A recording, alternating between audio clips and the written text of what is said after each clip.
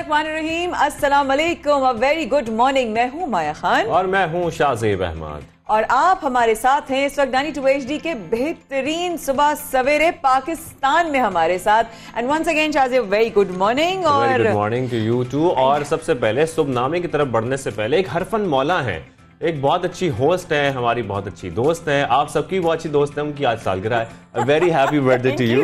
Thank you so much, so sweet of you। ये से मेरा सरप्राइज जो है ना, मुझे पता ही नहीं था। मैंने कहा ये किसकी बात कर रहा है, सुबनामा की बारी थी। उम्र के बारे में आपसे नहीं पूछूंगा, उनके खवातीन की उम्र नहीं पूछते, लेकिन फिर भी मैं आपसे प्रोग्राम के बाद पूछूंगा। तो अब सुबनामा का आगाज करते हैं। सुबनामा का आगाज करते हैं। और शाहजेब, अच्छी अच्छी खबरें भी आ रही हैं आज पाकिस्तान के हवाले से। बिल्कुल, बहुत अच्छी खबरें आ रही हैं। और सबसे पहले आपको यही बताएं कि मुल्क की तारीख में पहली बार कौमी सलामती पॉलिसी मंजूर हो गई है, यानी कि नेशनल सिक्योरिटी पॉलिसी की मंजूरी दे दी गई है और अब इसे आज काबीना इजलास में पेश किया जाएगा। वज़ीर आज़म पाकिस्तान इमरान खान की ज़ेर सदारत कौमी सलामती कमेटी का इजलास हुआ था जिसमें ये मंजूरी दी गई है। तो वह बहुत अच्छी खबर है, बहुत अहम खबर है। और इसके साथ साथ वज़ीर आज़म पाकिस्तान ने ये वाज़ेह किया है, साफ साफ कहा है कि तमाम दाखिली और खारजी खतरात से निमटने के लिए हम भरपूर सलाहियत रखते हैं, पूरी सलाहियत रखते हैं। That's amazing। I think Pakistan की सिक्योरिटी के लिए बहुत अच्छे इकदाम हैं और हमारे मुल्क की सरहदों पे भी इसका बहुत पॉजिटिव एक तारीखी कदम है। तारीखी कदम है।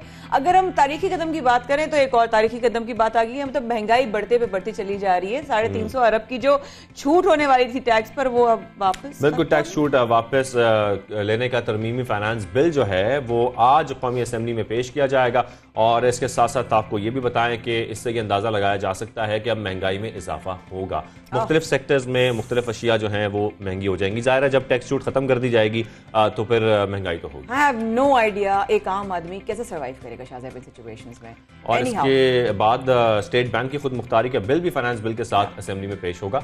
तो ये जिक्र हो गया इन फाइनेंस बिल्स का। और अब आपको ये बताते हैं कि शौकत तरीन ने बतौर वफाकी वजीर खजाना हल्फ उठा लिया है। वजीर मुमलिकत डॉक्टर आरिफ अलवी ने यह हल्फ लिया और पाकिस्तान तहरीक इंसाफ ने मुशीर खजाना को सेनेटर मुंतखब कराने के बाद वफाकी वजीर खजाना अब बना दिया है। और ये सारी खबरों की बातें हो रही हैं। खबरों की बातें हो रही हैं। और अब खबरों की बातें हो रही हैं तो अब ये भी बताएं कि क्या कराची भीगा, क्या ठंडी ठंडी हवा चली, क्या खूबसूरत मौसम रहा। मुझे लग रहा था मैं पंजाब में ही इस्लामाबाद साइड पे हूँ। है शाहजेब? बिल्कुल, मौसम कल बहुत मुख्तलिफ था कराची का। ऐसा मौसम कराची में देखने को बहुत कम मिलता है। कभी नहीं देखा। बहुत खुश थे और इवन जैसे कि माया जिक्र कर रही थी कि ट्रैफिक में फंसी हुई थी लेकिन फिर भी बहुत खुश थी। और कोई बात नहीं, 1-2 घंटे गुजर जाए सड़कों पर गुजर जाए। और इतना अच्छा लग रहा था क्योंकि वेदर कभी इस तरह देखने में धुंध धुंध हल्की सी ठंड भी हो रही थी, बारिश भी हो रही थी। तो मौसम बहुत ही बिल्कुल डिफरेंट कराची वालों के लिए। ये किसी नेमत से नहीं था कम कि हमने इस तरह का विजन देखा। मैंने कहीं पानी भरा हुआ भी नहीं देखा अल्हम्दुलिल्लाह, लेकिन रश था। ऑब्वियसली वो बारिश में जरा स्लो हो जाती है traffic, but then again not only Karachi, पूरे पाकिस्तान का मौसम जो है वो खुशगवार हो चुका है। जैसा कि आप कह रही हैं कि जो ट्रैफिक का दबाव बढ़ जाता है बारिश में, लोग ज़ाहिर है स्लो ड्राइव कर रहे होते हैं तो वो ट्रैफिक बढ़ जाती है, लेकिन कोई ट्रैफिक ब्लॉकेज एज सच नहीं हुई। और जैसे कि पानी खड़ा होने का बहुत ज्यादा खौफ था कि भाई ये ना हो कि सारा दिन बारिश होती रहे तो पूरा कराची डूब जाए, लेकिन ऐसा नहीं हुआ। कराची के मुख्तलिफ इलाकों में सूरत हाल बेहतर रही, ठीक रही। कुछ इलाकों में, कुछ गलियों में पानी हो जाता है, वो तो हमें बर्दाश्त कर लेना चाहिए। इतनी खूबसूरत जब मौसम हो तो खैर होती है। अच्छा शाहजेब, मरी, एबटाबाद, नथिया गली, इन तमाम इलाकों में और जितने भी दीगर इस तरह के इलाके, वहां पर बर्फबारी भी शुरू हो चुकी है। बिल्कुल, सफेद चादर ओढ़ ली है, जो हम कहते हैं ना न्यूज में, सफेद चादर ओढ़ ली है। अगर नथिया गली की बात करें और वहां पर एबटाबाद में, मुख्तलिफ इलाकों में जो बलाई इलाके हैं पाकिस्तान के, वहां पर बर्फबारी जारी है, बारिशें भी हो रही हैं और सर्दी की जो शिद्दत है वो बढ़ती जा रही है, उसमें इजाफा होता जा रहा है। यानी कि अब वहां पर जाना भी चाहिए। लेकिन जब भी कराची में बारिश आती है बहुत चीजें मुतासर होती हैं, लाइफ मुतासर होती है, कारोबार मुतासर होता है, जगहें बंद हो जाती हैं। इस बार कायद के शहर का क्या हाल हुआ बारिश होने के बाद, आइए आपको दिखाते हैं। शराज अहमद हमारे रिपोर्टर 92 न्यूज़ HD के, दिखाइए कि इस बार क्या हाल। उनसे हम जान लेते हैं। शराज अहमद से हम यही जानेंगे कि हमेशा ये कहा जाता है ना कि जब ज्यादा बारिश होती है, ज्यादा पानी आता है, तो बारिश तो कल अच्छी खासी हुई है, सुबह से लेकर रात तक बारिश का सिलसिला चलता रहा है वक्तन फवक्तन। तो उसके बाद सूरत हाल शहर की क्या है, शहर कायद में सड़कों का क्या हाल है, यही जान लेते हैं हमारे नुमाइंदे से आप जिक्र करेंगे। शराज अहमद हमारे साथ मौजूद हैं। शराज, बहुत शुक्रिया। शराज, बताइएगा क्या सूरत हाल है ओवरऑल शहर की। और हम देख रहे हैं कि हमें तो कहीं पानी ऐसा नजर नहीं आ रहा, क्या वाकई ऐसा ही है, सड़कें साफ है? जी बिल्कुल, शहर कायद में गुज़िश्ता रोज़ होने वाली बारिश के बाद हमने देखा था कि सड़कों पर कहीं कहीं पानी खड़ा हो गया था, जबकि शहर की अहम शाहराहों पर भी हमें पानी नज़र आ रहा था। और दौरान बारिश जो है वो मुख्तलिफ जगहों पर हमें बारिश का जो पानी है वो जमा हुआ नज़र आया, जिसकी वजह से शाम के औकात में ख़ास करके जब बारिशें हुई थी तो उससे ट्रैफिक की रवानी भी मुतासिर हुई। ताहम KMC और DMC के जो हुकाम हैं उनकी जानिब से जब जो काम किया जा रहा था निकालने का, इसके अलावा हल्की बारिश जो हो रही थी उस वजह से ज़्यादा जो है वो मुतासिर नहीं हुई थी सड़कें, और शहर के मुख्तलिफ इलाकों में जो पानी जमा हुआ था वो आहिस्ता आहिस्ता खुद ही निकल गया। और इस वक्त जो सूरत हाल है वो काफ़ी ज़्यादा बेहतर दिखाई दे रही है, क्योंकि शहर के रिहायशी इलाके हों या शहर की अहम शाहराएं इस वक्त मुकम्मल तौर पर जो है वो क्लियर ज़रूर नज़र आ रही हैं। लेकिन वो इलाके जहाँ पर सड़कें नहीं हैं या सड़कें खस्ता हाली का शिकार थी, वहाँ गंदगी और कीचड़ की जो सूरत हाल है वो हमें दिखाई दे रही है। खास करके रिहायशी इलाके जो हैं वो बारिश के बाद सबसे ज़्यादा हमें मुतासिर दिखाई दिए। अलबत्ता जो शहर की अहम शाहराएं जिसमें शाहराह फैसल, एमेजिना रोड, इसके अलावा यूनिवर्सिटी रोड, एयरपोर्ट, इन शाहराहों पर जो है रात गए पानी जो जमा हुआ था उसे निकाल लिया गया है। और इस वक्त शहर की जो अहम शाहराएं हैं वहाँ पर खुश्क हमें दिखाई दे रही हैं और ट्रैफिक की रवानी भी रवा दवा है। इसके साथ साथ एक हैरत अंगेज बात हमें ये भी नजर आई कि कल होने वाली बारिशों में बिजली की लोड शेडिंग जो है वो देखने को नहीं मिली, क्योंकि अमूमन यही होता है कि जरा सी कतरे पड़ते हैं बारिश के और कई घंटे जो है वो बिजली गायब हो जाती है। लेकिन कल सूरत हाल कुछ बेहतर दिखाई दी। नहीं हुआ, बिजली भी आती रही, बिजली भी नहीं गई, तो इस तरह की खबरें तो बहुत अच्छी हैं कराची वालों के लिए। और क्या ये भी कहा जा सकता है कि ये पानी खुद ही निकल गया, या DMC और KMC की जो टीम थी उन्होंने बहुत अच्छी कोशिश की और जल्द से जल्द पानी को शहर से निकाला? जी, गुज़िश्ता कई माह से हम देख रहे थे कि नालों की सफाई और ख़ास करके जो इलाकों में छोटे छोटे नाले थे वहाँ पर भी छोटी मोटी सफाइयों का जो सिलसिला था वो जारी था। हम भी उन्हें इन चीज़ों को हाईलाइट करते रहे थे और इस हवाले से हमने देखा कि KMC और DMC हुकाम जो है इस हवाले से कहीं कहीं सफाई सुथराई के जो इंतजाम हैं उनको बेहतर बनाने की कोशिश भी करती रहे। इसके अलावा गुज़िश्ता रोज़ जो बारिश हुई वो एकदम से तेज़ बारिश नहीं हुई, जैसा कि हमने पिछले सीज़न में देखा था कि कई घंटे लगातार और बहुत तेज़ बारिश हो रही थी, जिसकी वजह से सड़कों पर कई फीट पानी जो है वो जमा हो जाता था। लेकिन कल की जो सूरत हाल हम देख रहे हैं कि वक्फे से हल्की फुल्की बारिश हो रही थी, जो कि खुद ब खुद पानी भी निकल रहा था और जो अमला था वो भी उसे पानी निकालने की कोशिश कर रहा था मुख्तलिफ लाइनों से, मुख्तलिफ जो सेवरेज सिस्टम है उनके जरिए। इसी वजह से जो कल की सूरत हाल है वो पिछले सालों की निस्बत या पिछले महीनों की निस्बत से काफी ज्यादा हमें बेहतर दिखाई दी। ट्रैफिक की रवानी भी थोड़ी बहुत शहर की आपने सूरत हाल पूरी बता दी शहराज। अब इसके साथ ये बताएं कि इस वक्त मौसम कैसा है और ठंड कुछ बढ़ गई है? आपने भी जैकेट पहनी हुई है, कितना इजाफा हुआ है सर्दी में?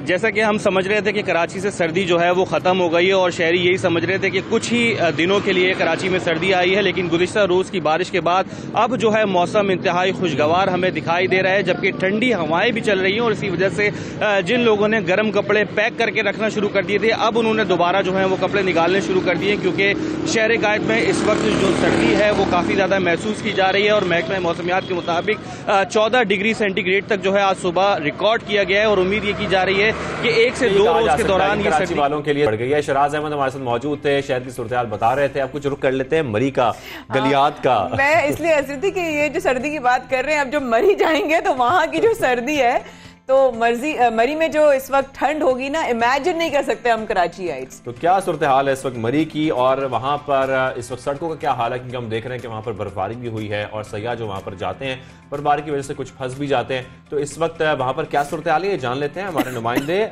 सुधैर अहमद अब्बासी हमारे साथ मौजूद है 92 न्यूज के। जी बताइएगा क्या सूरत हाल है इस वक्त मरी में?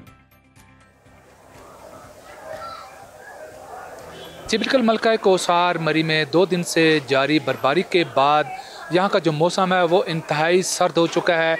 मरी में 1 फुट और गलियात में 3 फुट के करीब जो है वो बर्फ़ रिकॉर्ड की गई है।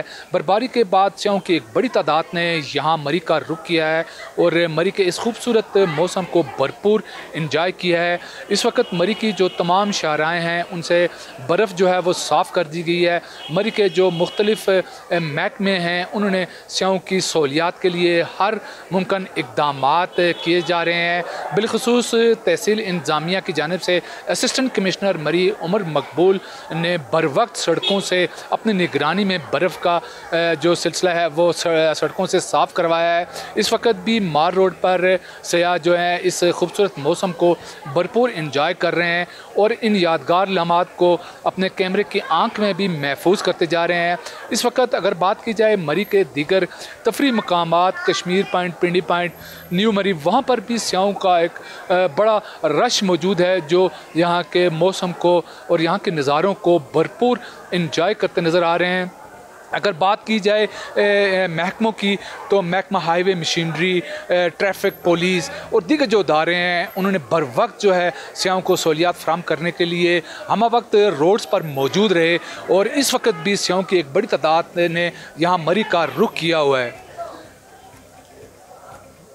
जी ठीक है, तो ये तो हमें अहमद अब्बास साहब अपडेट कर रहे थे कि मरी में इस वक्त क्या सूरत हाल है, और जब सर्दी बढ़ती है माया तो मसाइल बढ़ जाते हैं। हाँ, साथ साथ ऑब्वियसली जैसे कि मैं समझ रही हूँ बिजली का इस तरह शुक्र है अल्हम्दुलिल्लाह बताया कि भाई कराची में बिजली नहीं गई अल्हम्दुलिल्लाह, ये तो अच्छी बात है। लेकिन गैस का जो एक इशू है जो हम मुसलसल रेस कर रहे हैं और मुसलसल उसके बारे में बात कर रहे हैं, और अब अवाम जिस तरह मुश्किलों का शिकार हो रही है, अवाम जिस तरह सवाल उठा रही है, घरों में गैस, ठीक है, जो बेसिक्स हैं, कोयला है, आपके लकड़ी है, एलपीजी सिलेंडर्स हैं, सब महंगाई महंगाई महंगाई और बढ़ते प्राइसेस बढ़ते, और आए दिन हर रोज हम प्राइसेस बढ़ते हुए, आज खबर आई फिर और महंगा। यानी कि आपकी बातों से मुझे लग रहा है कि अवाम वाकई परेशान है, और वो हैं, हम ये रोजाना आपको बताते हैं। लेकिन दूसरी जानिब हम ये देख रहे हैं, शहबाज गिल साहब हों, फवाद चौधरी साहब हों, वो उनके रिएक्शंस कुछ इस किस्म के ही आते हैं। अगर शहबाज गिल साहब का जिक्र कर लेते हैं, दवाई महंगी हो गई तो क्या हुआ, हाँ है वो याद है, उन्होंने कहा महंगाई हो गई तो कुछ 3-4 रुपए बढ़ गए तो क्या हो गया, तो क्या हो गया, तो हमारी गलती नहीं है। लेकिन शहबाज गिल साहब ने भी कहा कि गैस बहरान तो 2009 में शुरू हुआ था,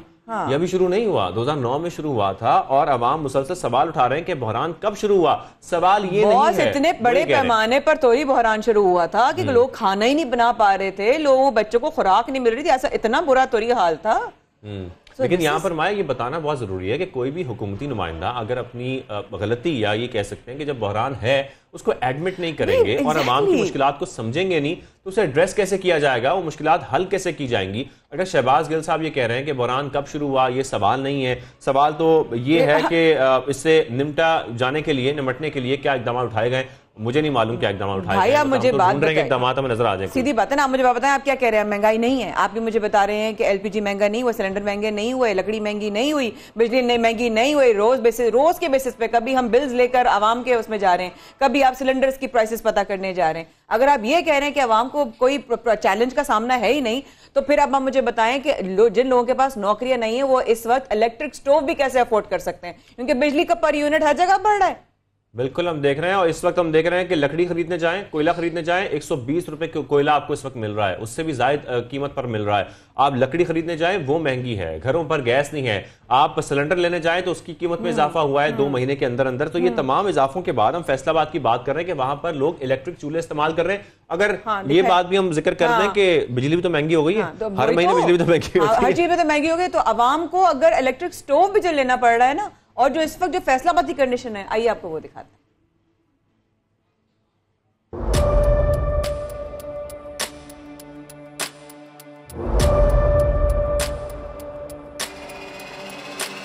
आज बिल्कुल देखें, सर्दियों के शुरू होते ही गैस का जो इस्तेमाल है उसमें इजाफा हो जाता है, और जो गैस पर चलने वाली चीज़ें हैं जिनमें गीज़र हैं, गैस पर चलने वाले चूल्हे हैं, हीटर हैं, उनके इस्तेमाल में इजाफा हो जाता है। लेकिन इस बार फैसलाबाद में सूरत हाल जो है वो काफ़ी मुख्तलिफ है। मुख्तलिफ इलाकों में गैस की बंदिश भी चल रही है, और इसके साथ साथ जो शहर भर से जो शिकायत मसूल हो रही हैं वो गैस के प्रेशर कम होने की हैं।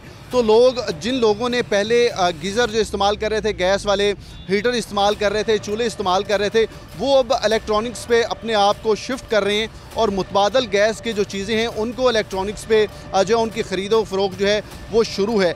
शहरी इस वक्त धड़ाधड़ ख़रीद रहे हैं, लेकिन इस वक्त शहर में क्या सूरत हाल चल रही है, इनकी कीमतें क्या हैं, तो इस हवाले से शहरियों से भी बात करते हैं कि उनका इस पे क्या रद्द अमल है। आइए बात करते हैं उनसे। ये वादा किया था कि 3 वक्त हम सुबह दोपहर शाम डॉक्टर की तरह हम मेडिसिन देंगे, जिस तरह डॉक्टर मेडिसिन देते हैं ना, उस तरह इन्होंने हमें गैस देनी थी, मगर ये गैस देने में नाकाम हो चुके हैं। क्योंकि देखें, घर में अब चूल्हे पे खाना पक रहा होता है, और साथ ही गैस बंद हो जाती है। उसके साथ हमारे बिलों में देखें बेतुका सा इजाफा हो चुका है। खान साहब ने कहा था कि ओवरसीज़ के लिए हम बहुत कुछ करेंगे और ओवरसीज़ यहाँ पे जलील हो रहे हैं आके। आपके सामने देखें सारी उम्र बाहर निकाल दी है। अभी पाकिस्तान में ना गैस है, ना बिजली है, ना पेट्रोल। देख लें आप कहाँ पे जा रहा है, प्राइस दिन ब दिन ज़्यादा होते जा रहे हैं। तो हर आदमी की समझ से बाहर है। पाकिस्तान में सर्वाइव करना बहुत मुश्किल हो गया है। गैस का प्रेशर कम होने की वजह से जिन लोगों ने खुसूसी तौर पर दफातर में जाना है उनको काफ़ी मुश्किलात का सामना होता है। और जब यहाँ पर गैस वाले चूल्हे की बजाय यहाँ पर इलेक्ट्रॉनिक्स की चीज़ें ख़रीदने आ रहे हैं, खुसूसी तौर पर इलेक्ट्रॉनिक्स जो चूल्हे हैं और इलेक्ट्रॉनिक्स के जो हीटर हैं उनकी कीमतें बहुत ज़्यादा हैं। गुज़श्ता दिनों में जो फ़रोख्त हो रहे थे वो तकरीबन 1000 से लेकर 2000 रुपये तक जो था वो अच्छा हीटर मिल जाता था, लेकिन अब वही हीटर जो हैं 1500 से लेकर 5000 6000 तक मार्केट में मिल रहे हैं। जिस तरह दूसरी चीज़ों की रेट ज़्यादा हो रहे हैं, इसी तरह इसके भी रेट बढ़ रहे हैं जो लोगों की पहुंच से खरीद से बाहर हैं। तो गवर्नमेंट को चाहिए कि अपनी पूरी आवाम पे, ख़ास तौर पे जो निचला तबका है उसको ऊपर लाने के लिए इक़दाम करें और ये चीज़ें जो हैं इन पे ड्यूटी वगैरह जो हैं वो ख़त्म करें। परेशानी इस तरह की है कि जो होटल वाले 8 रुपए की रोटी बेच रहे थे वो 12 रुपए की 15 रुपए की बेच रहे हैं। हुकूमत कुछ नहीं देख रही।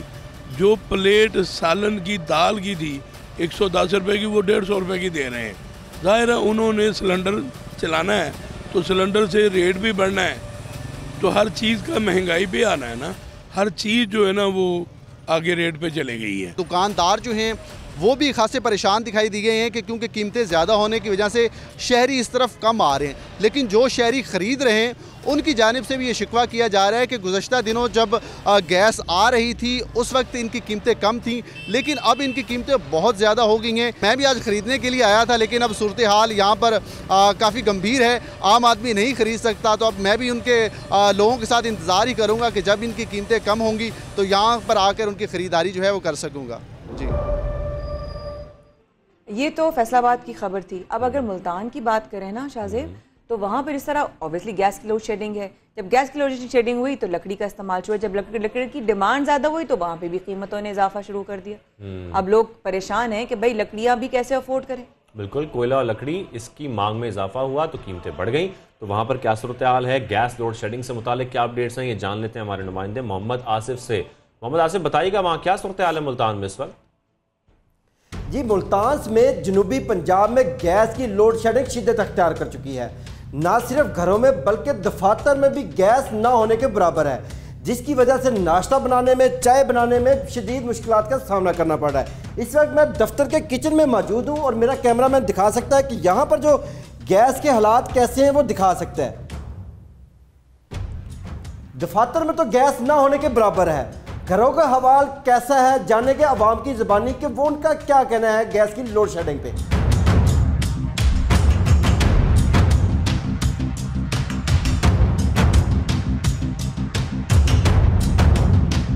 ये गवर्नमेंट बिक गई है, इसके वजीर सारे चोर हैं। जो बाकी चोर थे ना, उन चोरों की हुकूमत में हमें गैस मिल जाती थी, बिजली मिल जाती थी, पेट्रोल सस्ता मिलता था, आटा मिलता था। कोई चीज़ इनसे कंट्रोल होने का नाम ही नहीं ले रही। हमारी इमरान खान से जान छुड़वा दो। ये हुकूमत कह रही थी हम आपको ये सहूलतें देंगे, ये देंगे। अब सुबह ड्यूटी पे जाने का टाइम होता है, गैस नहीं होती, ठीक है ना जी। बच्चे हमारे भूखे चले जाते हैं, शाम को आते हैं, गैस नहीं होती, मुलाजमत वो नहीं मिल रही, रोटी जो है वो हम भूखे बैठे हुए हैं जी। ये हुकूमत कैसी है। मुल्तान शहर में इस वक्त गैस की लोड शेडिंग का दौरानिया जो है वो 18 से 20 घंटों तक पहुंच चुका है, जिसकी वजह से शहरियों को शदीद मुश्किलात का सामना करना पड़ा है। शहरियों ने हुकूमत से मुतालबा किया है कि गैस की लोड शेडिंग पर काबू पाया जाए। गैस की लोड शेडिंग की वजह से लकड़ी की कीमतें और कोयले की कीमतों में भी इजाफा हो चुका है। लकड़ी और कोयले की कीमतों के हवाले से जानते हैं ताल मालकान से।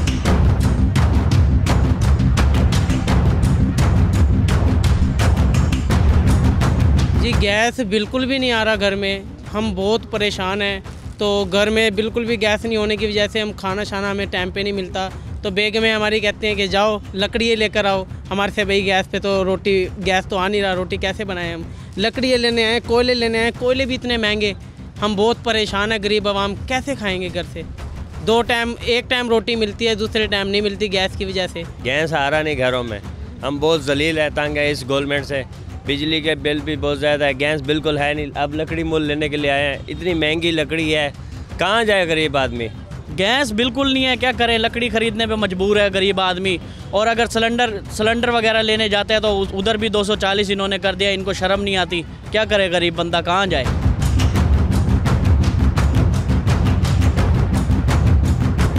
शहरियों ने हुकूमत से मुतालबा किया है कि गैस की लोड शेडिंग पर काबू पाया जाए ताकि गरीब आवाम भी 2 वक्त की रोटी खा सके।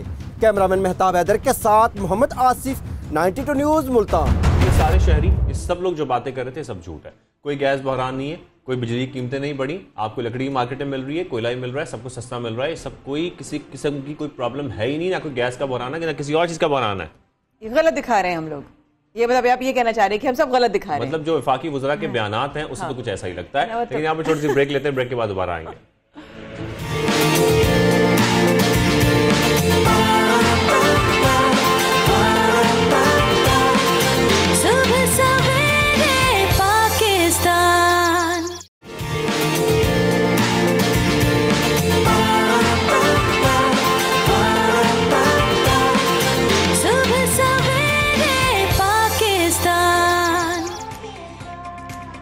एक बार फिर हमारे साथ रहने का बेहद शुक्रिया। आप देख रहे हैं सुबह सवेरे पाकिस्तान, शाहजेब अहमद और माया खान के साथ। और बहुत सारी बातें शाहजेब ने वक्त में जाने से कहा, भाई ये कोई सच नहीं है, ये आप लोग बस ऐसे ही दिखा रहे हैं।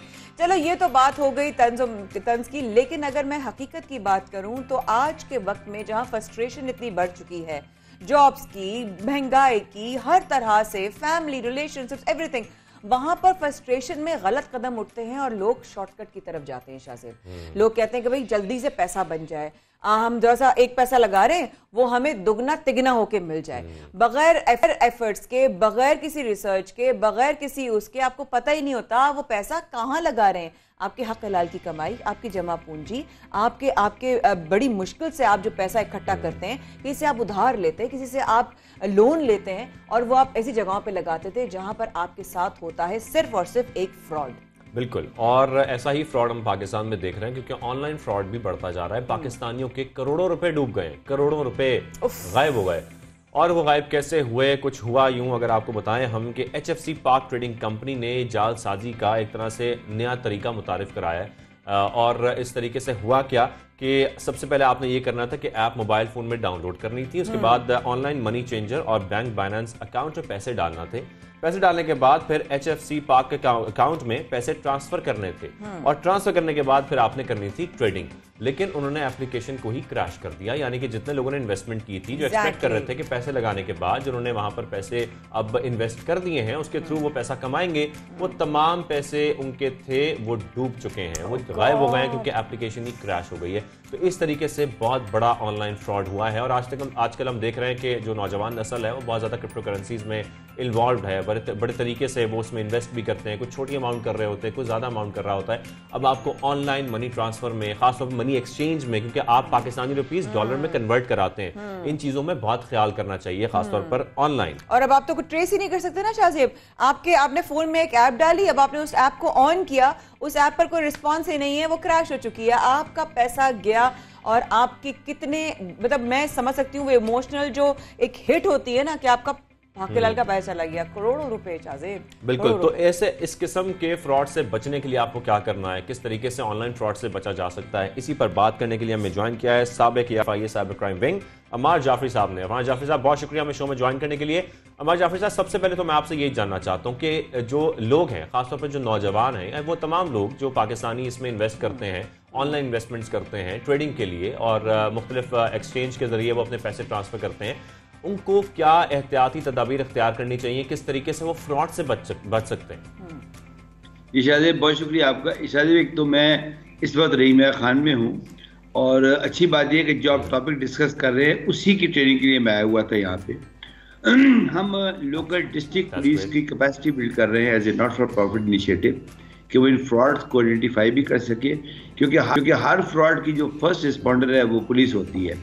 आपको हैरानगी होगी कि मैं चला था मुल्तान से यहाँ तक पहुँच गया हूँ, मैं भावलपुर भी गया, भावनगर भी गया, यहाँ पर भी मौजूद हूँ, रहीम खान में भी।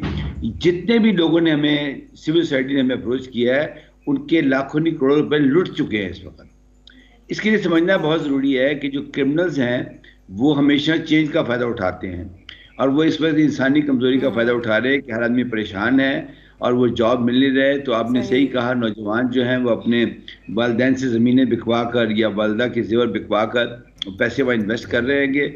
ये कोई नई चीज़ नहीं है। 1860 के अंदर अंग्रेज़ की हुकूमत में कानून आया था, एंटी ठगी एक्ट। प्लीज़ गूगल इट, शायद गूगल इट, एंटी ठगी एक्ट 1860। वो एग्जैक्टली वही था जो आज हो रहेगा। इसका मतलब है कि जो डबल शाह मेंटेलिटी के लोग हैं ये हर दौर में मौजूद होते हैं कि ये लोगों को फ्रॉड करते हैं। जिस स्कीम का आप जिक्र कर रहे हैं इस पर मैं आजकल काम कर रहा हूँ। मैंने गेट बैक टू इस्लामाबाद, आप मेरे से डिटेल प्रोग्राम भी कर सकते हैं इसके ऊपर। इसमें प्लानिंग के जरिए बताया ये गया कि आपको ट्रेडिंग कराई जाएगी, और ट्रेडिंग के जरिए एक ऐप दी गई और लोगों ने उसमें पैसे दिए, और उन्होंने इनिशियली लाइक ऑल फ्रॉडिये उन्होंने लोगों को पैसे दिए भी, और इतने पैसे दिए कि जो उनके बेनिफिशियरी थे वो वर्ड ऑफ माउथ से उनको उन्होंने लेके चलना शुरू कर दिया। उसके बाद एकदम अपनी ऐप क्रैश कर दी, और उसका मकसद ये था जो अब आप बता रहे हैं। तो इससे बचने का वाहिद तरीका ये है, मेरा मैसेज है तमाम नौजवानों को, there is nothing free in this world, nothing free in this world. जो भी जो कौमी जो हमारे कवानीन हैं उसके खिलाफ कोई आदमी अगर आपसे बात करे तो फौरी तौर के ऊपर आप उसकी इतला FIA के मुताल्लिका शोबे को दें। उनका जो वेबसाइट है वो है nr3c.gov.pk या उनका पोर्टल है, उस पर उनको बताएं। जब तक आप इन फ्रॉडियों को नहीं पकड़वाएंगे आप तो अपने पैसे खो चुके, आपके पीछे आने वाले गरीब लोग भी अपने पैसे। अमार जाफर साहब बिल्कुल आप ठीक कह रहे हैं, यही तरीका है। लेकिन प्रॉब्लम ये है कि आजकल हम देख रहे हैं कि नौजवान जो हैं वो बहुत ज्यादा क्रिप्टो करेंसी में भी इन्वॉल्व हैं और उस तरीके से वो पैसे कमा भी रहे हैं। ऐसा नहीं कि पैसे कमा नहीं रहे, लेकिन जब बात होती है मुख्तलिफ एप्लीकेशंस की तो ये कैसे समझा जाए कि कौन सी एप्लीकेशन, जैसा कि आप जिक्र कर रहे हैं कि इसमें फ्रॉड हो सकता है ऑनलाइन, और ऐसे फ्रॉड हो रहे हैं, तो क्या आपके ख्याल में कोई ऐसा खास तरीकेकार हो सकता है जिससे ये जान सकें कि भाई ये एप्लीकेशन ठीक है, या उनका कोई डाटा देखा जा सके? क्या क्वालिफाइंग क्राइटेरिया क्या होना चाहिए एक आम आदमी के लिए? ट्रू जी जी जी शायद इसके ऊपर एक बहुत बड़ी कमेटी बनी है, स्पेशल इंटरेस्ट ग्रुप, इत्तेफाक से मैं उसको हेड कर रहा हूँ। उसमें तमाम मुताल्लिका महकमों के लोग मौजूद हैं। हमने एक रिपोर्ट तैयार कर ली है। हम लॉ की तरफ जाना चाहते हैं क्योंकि जितनी भी एफर्ट्स माजी में हुई हैं क्रिप्टो करेंसी को लीगल करने की या उसको इलीगल करार देने की, उसके रिजल्ट सामने नहीं आए हैं। Just wait for 1 week. Government इसके ऊपर बहुत एक्टिवली काम कर रही है। इस वक्त नैब या FIA या मुतल्लिका इदारे भी इस पर काम कर रहे हैं। इसको फिलहाल ये मुल्क में एक लंबो स्टेट में है कि ना ये लीगल है ना ये इलीगल है। क़वानीन के मुताबिक स्टेट बैंक ने अपने रेगुलेशन के जरिए ये बताया है, स्टेट बैंक ने, कि बैंक ट्रांसफर नहीं कर सकते क्रिप्टो करेंसी के अंदर। अच्छा, अब इसके एम्बेडेड मतलब ये है कि अदरवाइज ट्रांसफर कर सकते हैं आप ना, बैंक नहीं कर सकते, क्योंकि रिसेंटली जो ब्लॉक हुए हैं अकाउंट लोगों के जिन्होंने क्रिप्टो करेंसी में एक्सचेंज किया है, स्टेट बैंक के ऑर्डर्स पे FIA ने पर्चा काटा है और उनको पकड़ भी रहेंगे। उन लोगों को किए हैं जिन्होंने अपने क्रेडिट कार्ड के जरिए क्रिप्टो करेंसी में ट्रांजेक्शंस किए हैं, विच इज परफेक्ट, क्योंकि स्टेट बैंक कह चुकी थी ये। इस वक्त हमारे जो मुल्क के कवानीन है, जब बात कर रहा हूँ तो वो एक ऐसी लंबो स्टेट में है कि उसको कोई डिफाइन करना मुश्किल हो गया है। जो जिस मैं हेड कर रहा हूँ special test group on crypto currencies को, उसके अंदर बहुत PhD काबिल हैं लोग शामिल हैं। हमारे साथ जो पाकिस्तानी बाहर बैठे हैं, ऑस्ट्रेलिया में हैं, जापान में हैं, कोरिया में, उन्होंने उनको भी इन्वॉल्व किया है कि उन मुल्कों में क्रिप्टो करेंसीज जो है वो प्लेटफॉर्म से ऊपर हैं। देखिए, क्रिप्टो करेंसी जो है वो क्रिप्टो साइंस है, ब्लॉकचेन एक क्रिप्टो टेक्नोलॉजी है। हमें ये जानने की जरूरत है। जैसे मैं चाहूंगा इस पे डिटेल प्रोग्राम करें और फिर मैं इस पर आपको रिस्पॉन्ड करूंगा। जी जी जी जी जी अमार सर, आपकी बात मैं सुन रही थी और बात सुनते सुनते वाकई में ये सवाल जहन में आया कि आम आवाम बेचारी, एक तो फ्रस्ट्रेशन भी है, नॉलेज की भी बहुत कमी है, साथ में हमारी जो मजबूरियां हैं, जो हमारी लाइफ इस वक्त हो चुकी है, तो हम ना फौरन ही कहते हैं अरे अच्छा पैसे बन जाएंगे। तो इस तरह के फ्रॉड तो पहले भी ऑनलाइन हो चुके हैं, उस हवाले से जरा सा उस पर थोड़ी सी आप गाइडलाइन दे सकते हैं? ये उसके मुकाबले में कितना बड़ा फ्रॉड था, कितना बड़ा फ्रॉड था ये। जी मैं बताता हूँ। जो MLM है यानी मल्टी लेयर मार्केटिंग, ये 20 साल पहले पाकिस्तान में है। उसमें क्या होता है, आप मुझे कहती हैं कि आप ये 2 चीजें बेच दें तो आपको इतने पैसे मिलेंगे। मैं आगे से लोगों से कहता हूँ आप 2 चीजें बेच दें इतने पैसे मिलेंगे। तो होता ये है कि जो टॉप के बेनिफिशियरीज होते हैं उसके अंदर 10-15 उनको हर ट्रांजेक्शन से पैसे मिलते हैं। तो ये पॉन्जी स्कीम्स थी या जितनी भी MLM, ये उसकी नई किस्म है। जिसमें लोगों को इंटरेस्ट पैदा करते हैं कि आप ट्रेडिंग करें। अच्छा, ट्रेडिंग प्लेटफॉर्म दुनिया में मौजूद हैं, ये कोई नई, देखिए जो फ्रॉडिया होता है ना, उसकी कोशिश ये होती है कि वो ऐसी चीज़ सामने लाए कि लोग नहीं ये तो ठीक है, पिछले फ्रॉड से ये ठीक है, उसकी कामयाबी इसके अंदर है। इसी को डबल शॉट मेंटेलिटी कहते हैं। तो इसको बेहतर कंट्रोल करने के लिए ज़रूरी है। अभी जहाँ मैं बैठा हूँ इस वक्त रहीम खान में कुछ लोग भी बैठे हैं मेरे साथ, वो भी आपके प्रोग्राम सुन रहे हैं मेरे साथ ऑनलाइन। उसमें क्या हो रहा है, हम ये बताने की कोशिश कर रहे हैं हर ज़िले में जाके कि ये जो फ्रॉड्स हैं इसको समझने की कोशिश करें, क्योंकि देखें लोगों की मजबूरियाँ, आपने सही कहा, लोग अपनी मजबूरी से उनकी बातों में आ जाते हैं कि ये सिविल सोसाइटी का काम है कि आप, ये भी शादी आपने सही कहा कि लोग क्रिप्टो से पैसे कमा रहे हैं, क्योंकि इस वक्त बिटकॉइन की जो ट्रेडिंग है वो हो रही है, क्रिप्टो की ट्रेडिंग हो रही है और कुछ लोगों ने पैसे कमाए भी हैं। लेकिन उसके मुकाबले के अंदर एक और चल रही है, इसको आप ई कॉमर्स कहते हैं, अमेजोन कहते हैं, वो भी मुझे एक और खतरा है कि ये जो इसके बाद वो उधर ना घुस जाए फ्रॉड, ये सारे अमेजोन वाले काम के अंदर। और अभी तक तो उसमें थोड़ा बहुत फेयर प्ले है कि जो लोग अमेजोन में चीज़ें, उसमें नुकसान ये होगा कि अभी तो वहाँ पे ड्रॉप शिपिंग हो रही है, दूसरे मुल्कों का माल बेच रहे हैं। जब हम यहाँ का माल बेचेंगे, फ्रॉड ये सारा खराब माल बाहर भिजवा देंगे, उससे पाकिस्तान की कंट्री बदनामी होगी। मैं ये समझता हूँ कि हमारे मीडिया को प्रोएक्टिवली आगे आना चाहिए और जो थॉट लीडर्स हैं उनके साथ बात करके बड़ी कैंडिडली इस प्रोग्राम को चलना चाहिए। बहुत बड़ा रोल है मीडिया के सारे काम के अंदर। राइट सर, मैं एक बहुत आम सवाल करना चाहती हूँ आपसे, मेरे जहन में आया, आपने कहा MLM जो होते हैं, ऑब्वियसली उसमें आपने कहा फिर प्रोडक्ट्स के हवाले से भी चीज होती है। अगर MLM में डिस्ट्रीब्यूशन राइट्स हो या इक्वल प्रॉफिट एंड शेयरिंग हो और प्रोडक्ट्स की भी क्वालिटी की इंटरनेशनल गारंटीज हो, क्या तब वो लीगल बिजनेस में आता है? देखिए MLM पूरी दुनिया में डाउटफुल समझ जाता है, क्योंकि उसके जो अल्टीमेट बेनिफिशियरी होते हैं वो टॉप के कुछ लोग होते हैं, क्योंकि उनको हर लेग के हर तरह से पैसे मिल रहे होते हैं। जितनी MLM स्कीम्स आई हैं, पॉन्जी स्कीम्स वगैरह, उसी की एक्सटेंशन थी मैं समझता हूँ, जिसकी आखिरी मिसाल ट्रेडिंग स्कीम्स आई, इसकी आज आप बात कर रहे हैं। इन तमाम पे जब तक स्टेट बैंक, SCCP या जो मुतलका इदारे हैं उनके गवर्नेंस रूल्स नहीं होंगे, जो एफर्ट मैं और मेरी बहुत बड़ी टीम कर रही है पाकिस्तान में इस वक्त, वो इन इश्यूज के ऊपर फ्रेमवर्क लाने की बात कर रही है, ताकि जो ही पहला रेड फ्लैग आए, देखें फ्रॉड के रेड फ्लैग आ जाते हैं, कोई ना कोई विसल ब्रोर जरूर होता है जो शोर डालता है क्या हो रहा है मेरे साथ, उसकी चूंकि बात नहीं सुनता। इसकी वजह क्या है, जो फर्स्ट रिस्पॉन्डर है वो पुलिस है इलाके की, वो जाता है पुलिस वाले के पास, वो कहता है FIA वाले के पास जाए, FIA कहता है मेरा एक केस नहीं है, आप मुद्दे कराएं। तो हमने पूरी कौम को एक ऐसे गोगन धंधे में डाल दिया है कि जब तक मीडिया, सिविल सोसाइटी आगे नहीं आएगी इन चीज़ों को, देखें मैं गवर्नमेंट की अपनी प्रायोरिटीज हैं, पॉलिटिक्स से उसमें नहीं पढ़ना चाहता, लेकिन जब तक हम लोग आगे नहीं आएंगे, you have to burn your midnight oil, you have to come a step forward to do all these things। इसके लिए कोई जवाब तो नहीं है मेरे पास कि कैसे होगा, कौन ये काम करेगा, लेकिन पूरी दुनिया में जहाँ पे गवर्नमेंट के स्ट्रक्चर फेल हुए, कवानीन फेल हुए, अब सिविल सोसाइटी आगे आई है, मीडिया आगे आएगा, इन दोनों को आपस में मिलकर चलना पड़ेगा इस मसले को हल करने के लिए।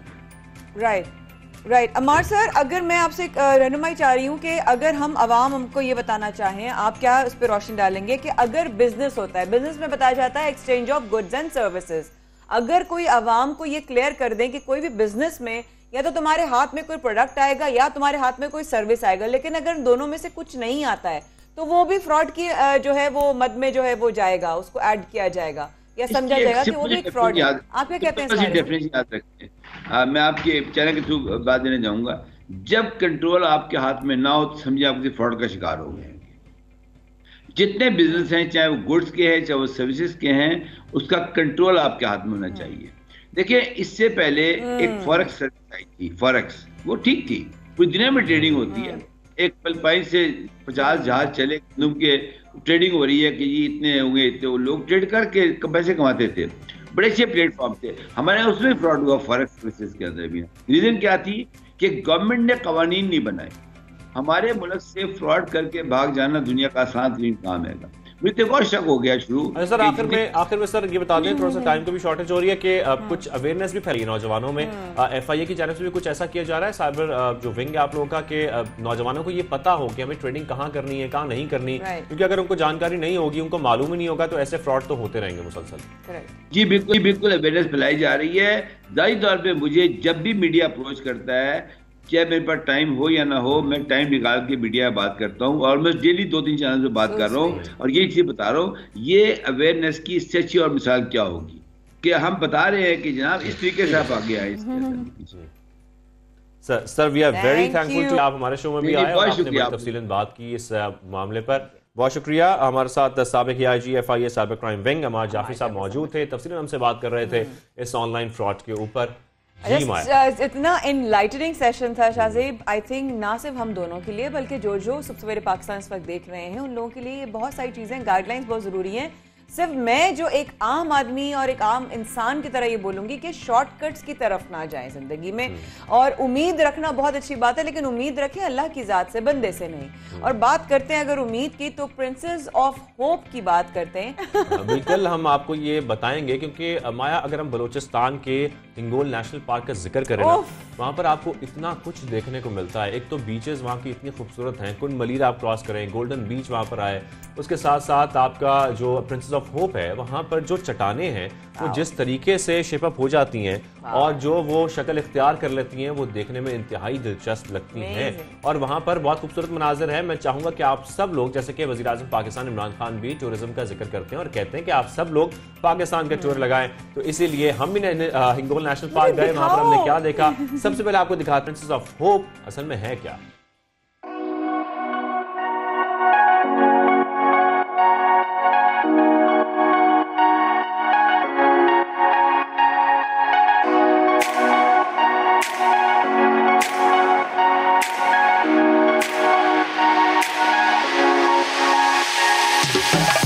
ये चट्टान जो आप मेरे पीछे देख रहे हैं, इसको देखकर ये मालूम होता है कि शायद किसी इंसान ने इसे तराश कर इस शक्ल में बदल दिया है, लेकिन ऐसा नहीं है। ये कुदरत का कमाल है कि जब यहाँ पर तेज़ हवा चलती है तो चट्टानें मुख्तलिफ शक्ल इख्तियार कर लेती हैं, और इस चट्टान ने भी इस किस्म की शक्ल इख्तियार की। इस वजह से एंजेलिना जूली ने इसको प्रिंसेस ऑफ होप का नाम दिया।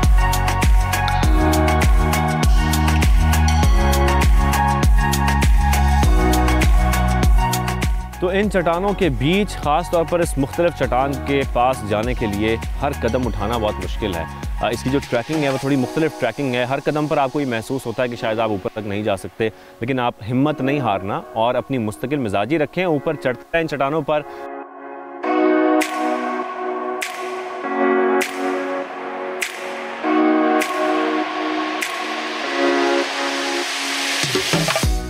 इन चट्टानों पर सफ़र करते हुए जब हम यहाँ पर आ रहे थे तो बीच में थोड़ी सी ट्रैकिंग भी है और वहाँ पर ऊपर चढ़ना बहुत मुश्किल है। हर कदम बहुत मुश्किल है और हर कदम पर ऐसा लग रहा था कि हम प्रिंसेस ऑफ होप तक, हम उम्मीद की शहज़ादी तक नहीं पहुँच सकेंगे। लेकिन जब हम ऊपर पहुँच गए तो अंदाज़ा हुआ कि अगर आप हर कदम बढ़ाते रहें और मुस्तकिल मिजाजी रखें तो एक ना एक दिन आप अपनी मंजिल पर पहुँच ही जाते हैं। जो मेरे पीछे आप उम्मीद की शहज़ादी देख रहे हैं, ये हिंगोल नेशनल पार्क का हिस्सा है और एक मखसूस एंगल है जिससे अगर इसको देखा जाए तो ये प्रिंसेस ऑफ होप की शक्ल इख्तियार करती है, लेकिन साइड एंगल से आपको ये उम्मीद की शहज़ादी नज़र नहीं आएगी। तो मैं उम्मीद करता हूँ कि आप सब लोग यहाँ पर आएंगे और इस जगह को ख़ास तौर पर ज़रूर विज़िट करेंगे बलूचिस्तान में।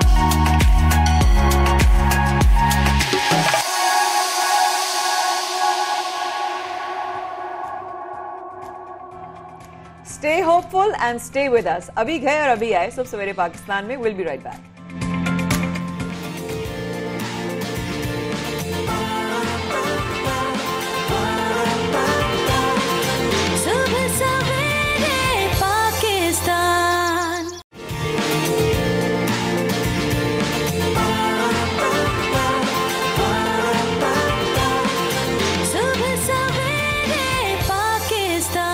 और हम बात कर रहे हैं उन वालिदैन की जिन वालिदैन को बेघर कर दिया जाता था, अब कोई नहीं कर सकेगा।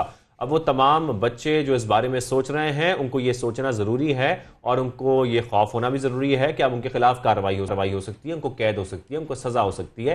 तो अब आप ये नहीं कर सकेंगे।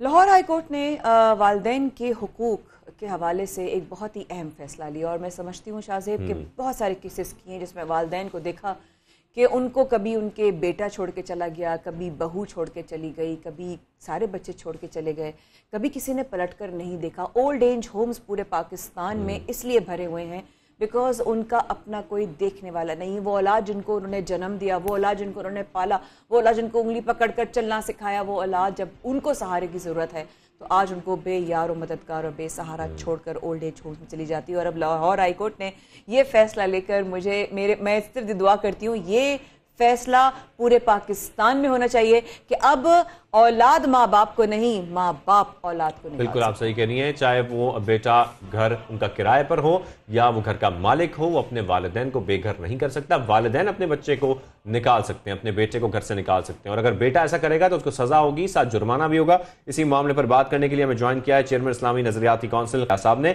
सर बहुत शुक्रिया हमें ज्वाइन करने के लिए। सर सबसे पहले तो बताइएगा इस पूरे जो ऑर्डिनेंस है 2021 का, इसमें क्या फैसले किए गए हैं? बिस्मिल्लाहिर्रहमानिर्रहीम। बहुत अहम सवाल आपने पेश किया। ये ऑर्डिनेंस है और कल के लाहौर हाई कोर्ट का फैसला भी है एक केस के मामले में। ये एक बहुत अच्छी पेशरफ्त है। बुनियादी इसमें जो मौजू है वो ये है कि अब नई सूरत हाल में ऐसे वाकयात सामने आना शुरू हो गए हैं कि बच्चे जो हैं, औलाद जो है, वो अपने वालिदैन को घर से निकाल देते हैं और ये वाकयात बड़ी तादाद में सामने आना शुरू हो गए। इस वजह से इस बात की ज़रूरत महसूस हुई कि जहां इस मामले को संभालने के लिए एक शऊरी कोशिश की ज़रूरत है, वहां इस बात की भी ज़रूरत है कि इस हवाले से कानून साजी हो। चुनांचे ये ऑर्डिनेंस भी आ गया। इस ऑर्डिनेंस में बुनियादी बात यह है कि बच्चों को इस बात की इजाज़त नहीं होगी कि वो वालिदैन को घर से निकाल लें और अगर ऐसा हुआ तो इसमें बाकायदा सजा है। तो ये एक अच्छी पेशरफ्त है। लाहौर हाई कोर्ट का फैसला भी एक केस बहुत ज़बरदस्त फैसला है, बहुत ज़बरदस्त फैसला है, बहुत ज़बरदस्त फैसला है। डॉक्टर साहब ये पूछना चाहूँगी कि इस हवाले से बहुत केसेस देखने में आए हैं कि औलाद जो है वो माँ बाप को बेघर कर देती है और माँ बाप जो हैं बिल्कुल ही बेयार और मददगार, कोई उनके ऊपर सहारा नहीं होता। लेकिन अब जो है आपने कहा कि इस पर उनको सज़ा भी हो सकती है, तो इस क्या सज़ा हो सकती है, कुछ उस हवाले से थोड़ा सा रोशनी डालिएगा। ऑर्डिनेंस में सज़ा का तयन हो गया है। इसमें जेल भी है, जुर्माने भी हैं। तो ये एक अच्छी बात है, ऑर्डिनेंस में इसका जिक्र है। और लाहौर हाई कोर्ट ने जिस तरह मैंने गुजारिश की कल एक केस के हवाले से भी एक फैसला दिया है, तो ये मैं समझता हूँ कि कुरानी तालीमात के ऐन मुताबिक है कि कुरान पाक में तो ये हुक्म है कि वालिदैन के लिए कि वला तकुल्लहुमा उफ़्फ़िन वला तनहरहुमा, उफ तक नहीं करना और न ही उनको झड़कना है।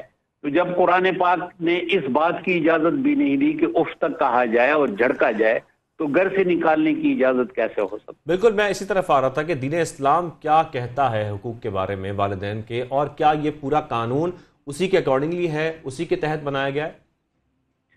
यकीनन इसमें जो इस वक्त की सूरत हाल है मुआशरती, बाहर दुनिया में तो थी, पाकिस्तान में भी इस किस्म के वाकयात आना शुरू हो गए। तो ये बिल्कुल कुरान पाक की तालीमात के मुताबिक है और हदीस नबविया रसूल अकरम सल्लल्लाहु अलैहि वसल्लम के तामुल के मुताबिक है कि किस तरीके से वालिदैन का एहतराम हो। अल जन्नत तहत अक़दामिल उम्महात, जन्नत माओं के कदमों तले है। तो ये बिल्कुल इसी के मुताबिक है। अच्छा सर, कोई फैक्ट्स एंड फिगर्स हमारे साथ शेयर कर सकते हैं कि इस साल के हवाले से कि इस साल में कितने वालिदैन ऐसे थे जिन्हें बेघर किया गया बच्चों की जानिब से? कुछ ऐसी चीजें भी सामने आई हैं? ये तो रिसर्च यकीनन वजारत कानून के पास और वजारत इंसानी हुकूक के पास इस किस्म की तहकीक और आदाद शुमार होंगे।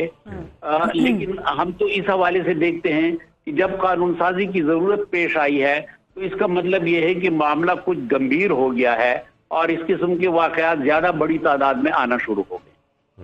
और सर आखिर में मैं चाहूंगा कि आप इसकी भी रहनुमाई फरमाएं कि मुआशरा इस तरफ जा क्यों रहा है, क्योंकि हम देख रहे हैं जैसे कि माया भी जिक्र कर रही थी कि दिन ब दिन इसमें इजाफा हो रहा है। अब वालिदैन को घरों से निकाला जाया, अगर हम ओल्ड एज होम्स की तरफ देखें तो वहां पर वालिदैन की जो तादाद है उनको बेघर किया जाता है, फिर वहां पहुंच जाते हैं वो, और उसमें मुसलसल इजाफा हो रहा है। इसकी बुनियादी वजूहात हैं क्या? बुनियादी वजूहत तो यकीनन रिवायात का जिस तरीके से ख़त्म होना, और हम पहले तो ज़्यादातर रूरल यानी देही आबादी, गांव की आबादी होती थी, अब हम अर्बनाइजेशन, शहरी आबादी की तरफ जा रहे हैं, और ये जो मिक्स है शहरी और देहाती आबादी का, ये मसनूई है, हकीकी नहीं है। इस वजह से एक तसलसल के साथ नहीं हो रहा, बल्कि गैर मुनज़्ज़म अंदाज में हो रहा है। तो मुआशी दबाव भी है, रहन सहन के तरीके बदल गए हैं। अब हम फ्लैट्स में रहते हैं तो वहाँ पे एक कैफियत ऐसी पैदा हो जाती है कि अंदरूनी घर के अंदर दाखिली तनाज़ात जन्म ले लेते हैं, तो बहू और सास के झगड़े ज़्यादा बड़ी तादाद में, और इस तरीके से वालिदैन जब बूढ़े हो जाते हैं तो वो कमाने का जो है सिलसिला वो ख़त्म हो जाता है। तो आजकल के मुआशी दबाव की वजह से कुछ औलाद जो हैं वो उनको शुरू कर देते हैं जी। इस किस्म की वाक़यात जो हैं वो जन्म लेते हैं। ठीक है, डॉक्टर किबला यासा हमारे साथ मौजूद थे और हमसे गुफ्तगू करते हैं। सर आपका बहुत शुक्रिया हमें शो में ज्वाइन करने के लिए। और वाकई ये जो माशरे में जिस तरीके से हम देख रहे हैं इस तरह के जो हालात हैं वो बनते जा रहे हैं, वालिदैन को बेघर किया जा रहा है, तो एक बहुत अच्छा कदम है और वाकई इस तरीके से अब बच्चों को सजा दी जा सकेगी जो इस तरह की हरकत करेंगे। हाँ, बिल्कुल बिल्कुल। और मेरा ख्याल यही है कि इंशाल्लाह ये सिंध की तरफ भी हो और पूरे पाकिस्तान में इस तरह के जो है वो लॉ पास हों। और जहाँ तक बात करते हैं कि पाकिस्तान में और हमारे हालात के ऊपर भी बात करते हैं, हालात बेहतरी की तरफ इंसान उम्मीद कर सकता है और कुछ नहीं कर सकता, लेकिन जब आप देखते हैं कि आए दिन डॉलर के रेट्स बढ़ते जा रहे हैं शाहजेब, मतलब हर रोज़ हम देखते हैं, हर 2-3 रोज़ बाद इंसान सुबह उठकर अगर ओपन मार्केट रेट देखे और उसको नज़र आए कि भाई वो 181 रुपये पहुँच चुका है, तो कोई भी इंसान कहेगा बस अब मैं बैठ जाऊं, मतलब क्योंकि अब मेरी हिम्मत कमर टूट गई है। बिल्कुल, गुज़िश्ता हफ्ते मुसलसल उड़ान भरता रहा, जैसे कि माया बता रही हैं। इंटरबैंक में डॉलर की कदर 178 रुपए की गिर्द घूमती रही, जबकि डॉलर का ओपन मार्केट रेट 181 रुपए और 180 रुपए से भी नीचे आ गया। तो इस तरीके से हम देख रहे हैं कि ये खदशा भी जाहिर किया जा रहा है कि मजीद उड़ान ये भरेगा, क्या मजीद महंगा होगा, क्या इस तरीके से रुपए की कदर जो है वो गिरती चली जाएगी। ये तमाम सवालात हमारे ज़हन में आ रहे हैं और जैसा कि ये जिक्र भी किया जा रहा है कि मिनी बजट आने के बाद जो टैक्स छूट है उसे ख़त्म किया जाएगा, महंगाई में इजाफा होगा, क्या उसके बाद भी रुपए की कदर हम देखेंगे कि इस तरह उसमें गिरावट देखी जाएगी। तो इसी उतार चढ़ाव पर डॉलर के हम बात कर लेते हैं। हमें ज्वाइन किया है माहिर मुआशियात डॉक्टर वारिस साहब ने। सर बहुत शुक्रिया। सर सबसे पहले तो आपसे ये सवाल करूंगा, जो मिनी बजट आ रहा है उसके बाद होने क्या जा रहा है, ज़रा ये बताएं कि जो टैक्स छूट ख़त्म की जा रही है 350 अरब की, उसके बाद महंगाई में इजाफा होगा या और क्या क्या होगा? Thank you very much, programme में बुलाने का बहुत शुक्रिया। एक तो आप लोग और आपके नाज़रीन भी ये कहेंगे कि जब भी ये आता है बड़ी बुरी बुरी खबरें सुनाता है, लेकिन क्या करें, हालात तो हकायक ही ऐसे हैं। मैं आपको बता दूं कि अगस्त 2018 से लेके अब तक पाकिस्तान की करेंसी को तकरीबन 31% डेप्रिशिएट या डिवैल्यूएशन की हो चुकी है और ये सेकंड रिकॉर्ड डेप्रिसिएशन है पाकिस्तानी करेंसी की। इससे पहले डाउनफॉल ऑफ ढाका में पाकिस्तान की करेंसी 58% डाउन हुई थी और उसके बाद ये सेकंड, आप ये समझ लीजिए कि हमारी तारीख में इस तरह से हो रहा है। अब इसके ऑफशूट्स क्या हो रहे हैं और जैसे आपने कहा कि क्या महंगाई का तूफान आने वाला है या नहीं, तो ऑब्वियसली ये नविश्ता दीवार है, सबको मालूम है कि महंगाई का तूफान आने वाला है। मैं रीजंस आपको बता देता हूँ कि उसकी क्या रीजंस है, क्यों महंगाई का तूफान आने वाला है और गवर्नमेंट ने इस प्रोसेस को एग्रीवेट किस तरह से कर दी है। देखिए, गवर्नमेंट ने महंगाई को रोकने के लिए मॉनेटरी पॉलिसी को टाइट किया, थोड़ा सा पॉलिसी रेट को इंक्रीज किया और 9.75% को उसको ले गए।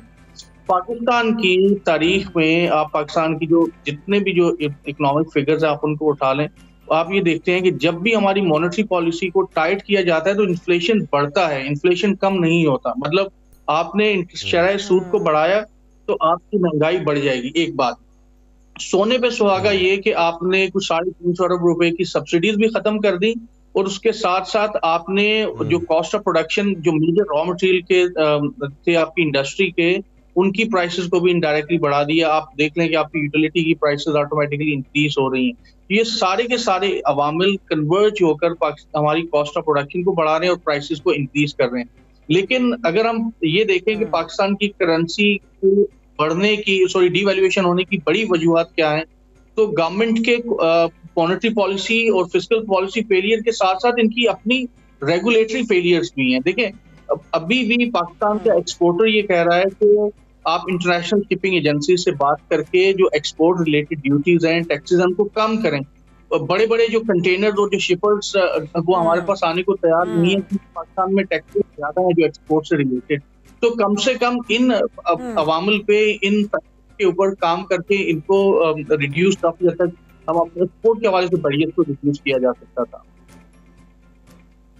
अच्छा डॉक्टर साहब, वाकई में क्या कह सकते हैं, जब भी आपसे मुलाकात होती है कोई ना कोई इस तरह का चैलेंज आने वाला होता है पाकिस्तान की फाइनेंस को या पाकिस्तान की इकोनॉमी को, लेकिन आप कह रहे हैं वाकई में तूफान आने वाला है। अब ये जो टैक्स छूट का जो खात्मा हुआ है, पाकिस्तानी रुपये की वैल्यू कम हो जाएगी, क्या उस पर असर पड़ेगा? और जो मेरे दिल में एक बात बहुत ज्यादा डर के साथ उभर रही है वो ये कि डॉलर 200 रुपए का हो जाएगा।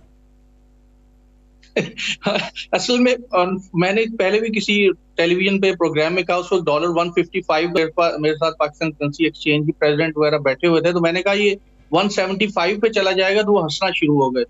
तो वजह ये नहीं कि मुझे कोई ऐसे इल्हाम हो गया था, वजह ये कि हमारे माइक्रो इकोनॉमिक इंडिकेटर्स ये बता रहे थे। अब भी मैं ये बता रहा हूँ कि डॉलर पाकिस्तानी रुपीस 195 तक अगले 3-4 महीने में 190-195 तक जाने वाला है। और इंटरनेशनल रेटिंग एजेंसी जो कि पाकिस्तानी करेंसी को रेट करती है, यही फिगर्स है, वो ये कह रहे हैं कि पाकिस्तान का जो टर्म ऑफ ट्रेड है वो वर्स हो गया, हमारा ट्रेड डेफिसिट और बढ़ गया है, जिसके ऊपर हम बड़े फख्र से ये कहते थे हमारा ट्रेड डेफिसिट और करंट अकाउंट डेफिसिट हमारा बेहतर हो गया, लेकिन वो और ज्यादा बढ़ गया है। इसके साथ साथ अभी जो आपने मुझे बिल्कुल याद है आपने मुझसे जिया था, आपकी मेरी मुलाकात हुई थी जिसमें आपने बताया था कि ये 180 क्रॉस करेगा। वो आज सही साबित हो रही है चीज। तो आप ये सारी पेशगोइयां ठीक करते हैं, एक पेशगोई ये भी करें कि ये मईशत संभलेगी कैसे, ये डॉलर नीचे आएगा कैसे, इसका मुस्तकिल हल क्या निकालना पड़ेगा, किस तरीके से इस मईशत को संभालना पड़ेगा, इन्फ्लेशन को कम करना पड़ेगा, महंगाई को कंट्रोल करना पड़ेगा। अब हुकूमत को हंगामी सूरत हाल में क्या इकदाम उठाने होंगे, कुछ जरा इस हवाले से बताइएगा, क्योंकि अवाम अब बड़े परेशान है सारी सूरत हाल देखने के बाद। देखिए, ये पाकिस्तान की हम जब तक अपने प्राइमरी सेक्टर की तरफ नहीं जाते, जब तक उस पर फोकस नहीं करते, बड़ा मुश्किल होगा अब ये सारी चीजों को रिवाइव करना। एग्रीकल्चर सेक्टर को हम कंप्लीटली इग्नोर कर चुके हैं। जब तक हम एग्रीकल्चर सेक्टर को प्रॉपरली फोकस करके उसके थ्रू वैल्यू एडिशन करके इंडस्ट्रियलाइजेशन की तरफ नहीं आते, उस वक्त तक इवन हम इकोनॉमिक ग्रोथ के टारगेट भी अचीव करेंगे तो हम ओवर ईटिंग का शिकार हो जाएंगे। क्योंकि पाकिस्तान की इकोनॉमिक ग्रोथ, जो इंडस्ट्रियल ग्रोथ है, वो भी इंपोर्ट ड्रिवन होती है। हम रॉ मटेरियल इंपोर्ट करते हैं और उस रॉ मटेरियल को प्रोसेस करके हम आगे प्रोडक्ट्स बना रहे होते हैं। तो जब हम अपने प्राइमरी सेक्टर के ऊपर फोकस करेंगे, एग्रीकल्चर सेक्टर को कंसोलिडेट करके इस हद तक उसको स्टेबल कर देंगे कि वो हमारी इंडस्ट्रीज के लिए रॉ मटेरियल प्रोवाइड करे। इवन कि अब तो सूरत हाल ये है कि हम कॉटन, रॉ कॉटन भी कई दफा इंपोर्ट कर रहे होते हैं। तो ये जो रॉ कॉटन और ये जो सारी चीजें अगर हमारा एग्रीकल्चर सेक्टर में प्रोवाइड करता है, तो फिर हमारी जो इंडस्ट्रियलाइजेशन होगी वो स्टेबल होगी और फिर हम जो प्रॉपर ग्रोथ की तरफ चले जाए, उस जर्नी को हम अचीव कर पाएंगे। तो अगेन मेरा ये कहना है कि प्राइमरी सेक्टर, एग्रीकल्चर सेक्टर को फोकस, और सेकेंडली हमें खुदारा, मैं बहुत अरसे से ये कह रहा हूँ कि हमें ह्यूमन कैपिटल डेवलपमेंट पॉलिसी बनानी चाहिए। पूरी दुनिया में यूथ पॉलिसीज होती हैं कि पाकिस्तान की यूथ को किस तरह से हमें इक्विप करना है, क्या उनको कंप्यूटर कितने लोग चाहिए, वोकेशनल ट्रेनिंग कितने लोगों को देनी है, कितने इंजीनियर्स चाहिए, कितने डॉक्टर्स चाहिए, हमें कोई पता नहीं। अगर एक चीज आती है, अब जैसे क्रिप्टो करेंसी का दौर आया तो हर शख्स क्रिप्टो करेंसी के अंदर इन्वेस्ट कर रहा है। कभी कंप्यूटर साइंस का दौर था तो हर शख्स कंप्यूटर इंजीनियर बनने की कोशिश कर रहा था। जी आप बिल्कुल सही कह रहे हैं।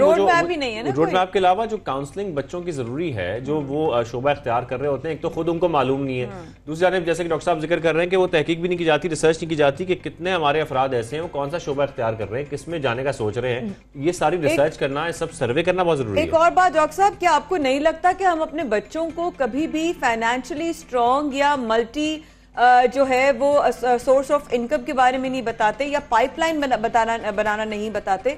हम उनको सिर्फ ये कहते हैं अच्छे नंबर लाओ, अच्छी नौकरी करो और अच्छे स्कूल में जाओ और अच्छे नंबर लेकर अच्छी नौकरी हासिल करो, डॉक्टर बन जाओ। हाँ, डॉक्टर बन जाओ, मतलब सब जो भी बनो, लेकिन उनको हम यही सिखाते हैं। देखिए बड़ा पर्टिनेंट पॉइंट आपने उठाया कि पाकिस्तान में जो फाइनेंशियल लिटरेसी, एक तो वैसे ही हमारी लिटरेसी लोएस्ट है अगर दुनिया के हमारी जो लेवल के कंट्री हमसे कंपेयर करें, और जो फाइनेंशियल लिटरेसी हमारी वो तो बिल्कुल ही लोएस्ट है कि हमारे इवन पढ़े लिखे लोगों को जो इवन बैंक अकाउंट्स या जो बेसिक बुनियादी फाइनेंस की चीजें उसके बारे में नहीं पता। तो जब तक हम फाइनेंशियली लिटरेट नहीं होंगे तो इन्वेस्टमेंट के वेन्यूज क्या हैं, सेविंग्स क्या होती हैं, कहाँ पे हम जो फर्दर बैंक अकाउंट्स के अलावा हमारे पास कौन से फाइनेंशियल इंस्टीट्यूशन के वेन्यूज हैं, एवेन्यूज हैं, तो उस वक्त तक हम डेफिनेटली अपने बच्चों को उस रुझान की तरफ नहीं लेके जा सकते।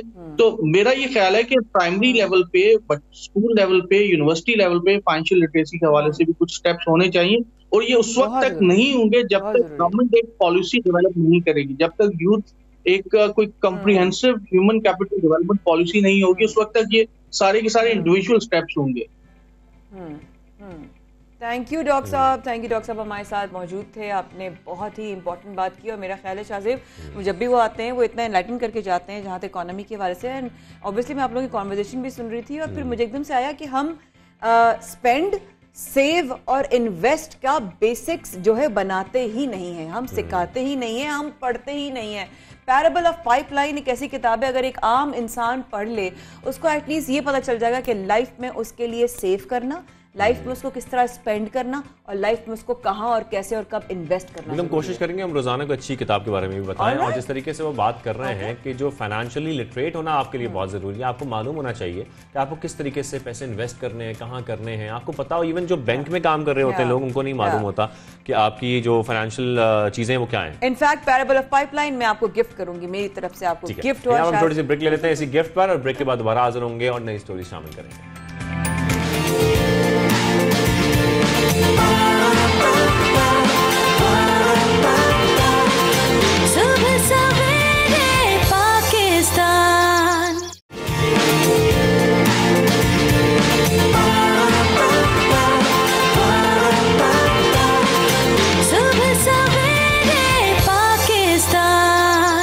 साथ जुड़े रहे। और अब हम बात करते हैं कि कभी माया आपके फुल नंबर आए किसी टेस्ट में, किसी एग्जाम में? एक दफ़ा बहुत अच्छे आके थे केमिस्ट्री में, और मेरी टीचर ना मुझे यूँ देखनी थी जैसे मैंने ना चीटिंग की, मुझे खुद यकीन नहीं आ रहा था। हमें 60% आए थे मेरे, नहीं एक्चुअली 80% आ गए थे। मैं खुद हैरान थी कैसे आ गए थे। मेरे तो कभी 70% से ऊपर मार्क्स नहीं आते थे, बड़ा मुश्किल होता था कि मैं फुल मार्क्स से, तो खैर हमारी ख्वाहिश थी हमेशा से, कभी ऐसा हो नहीं सका। लेकिन यहाँ पर हम आपको जिस बच्चे से मिलवा रहे हैं, ये बच्चा बहुत टैलेंटेड भी है, क्योंकि ये अपने साथ साथ एक रोजी भी कमाता है, काम भी करता है, मेहनत भी करता है, और इसके साथ साथ अपनी पढ़ाई भी करता है। अपनी पढ़ाई नहीं छोड़ी उसने, और यही वजह है कि 9th क्लास में 100% नंबर हासिल करने वाला ये बच्चा अपने वालिदैन का नाम रोशन कर रहा है। जफरवाल से इसका ताल्लुक है, और अली हसन सुबह में स्कूल पढ़ने के लिए जाता है और शाम में ये एक काम करता है पंक्चर की दुकान पर। बहुत ही 505 में से 505 नंबर लाना, क्या बात है। शाहजेब ने कहा कि ऐसा तो कभी हुआ ही नहीं है। तो हमारे साथ इस वक्त मौजूद है 505 में से 505 नंबर लाने वाले अली हसन ने।